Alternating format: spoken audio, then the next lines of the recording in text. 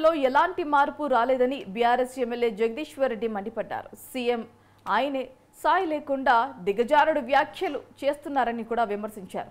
కాంగ్రెస్ ప్రభుత్వం ఏర్పడి 15 నెలలు గడిచినా కేసీఆర్ మాట లేకుండా సభ సాగట్లేదని ఎద్దేవా చేశారు. సోనియా ఇచ్చిన 6 గ్యారెంటీలను నమ్మి ప్రజలు మోసపోయారు తప్ప రేవంత్ రెడ్డి మూర్ఖత్వపు మాటలకు కాదు అన్నారు జగదీశ్వర్ రెడ్డి.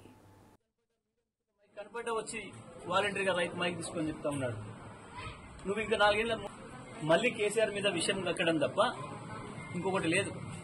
కానీ కేసీఆర్ పైన విషయం కక్కి బతకడం అనేది సాధ్యం కాదు. నీకు ఎక్కువ రోజులు రేవంత్ ఇవాళ ఏ రైతులు అడిగినా ఏ రకంగా మాట్లాడుతున్నారో, కాంగ్రెస్ పార్టీకి ఓట్లేసిన అన్న వాళ్ళు కూడా ఏ రకంగా చెంపలేసుకొని రైతాంగం చెప్తున్నారో మీడియా మిత్రులు కనబడితే చాలు వాళ్ళంతా వాళ్ళు వచ్చి వాలంటీర్గా చెప్తా ఉన్నారు.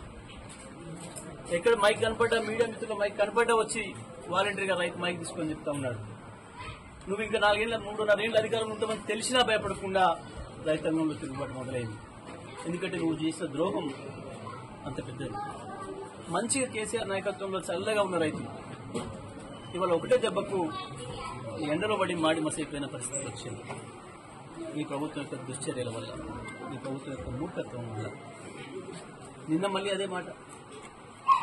సరే ఉరివేస్తా అని మాట్లాడుతున్నావు. ఉరివేసే సందర్భం తప్పకుండా వస్తుంది. ప్రజలు నువ్వేదో ఈ అధికారాన్ని చూసి చుట్టూ ఏదో పోలీసు ఉంది కదా అని చెప్పి మురిసిపోకు. ప్రజల్లో తిరుగుబాటు మొదలైతే పోలీసులు మిలిటరీ ఎవరు కూడా ఆపలేని ఇలాంటి వాళ్ళు మూర్ఖులు చాలా మంది చరిత్ర కాలగర్భంలో కలిసిపోయినరు. నీ భాషే నిన్ను బొందబెడుతుంది. నీ భాషే నిన్ను బొందబెడుతుంది. నీకు ఉరి పెట్టినా, నీకు ఇంకోటి పెట్టినా నీ భాషే పెడుతుంది, నీ నోరే పెడుతుంది తప్ప వేరే వాళ్ళు పెట్టరు. ఒక్కరోజు కేసీఆర్ గారు నీ గురించి ఇంతవరకు మాట్లాడారు.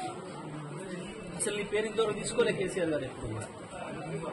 గత 16 నెలలుగా నోటుకు వచ్చింది ఇష్టం వచ్చినట్టు వాగుతున్నావు. జస్ట్ పోలీసులు పెట్టుకోండి. మళ్ళీ కేసీఆర్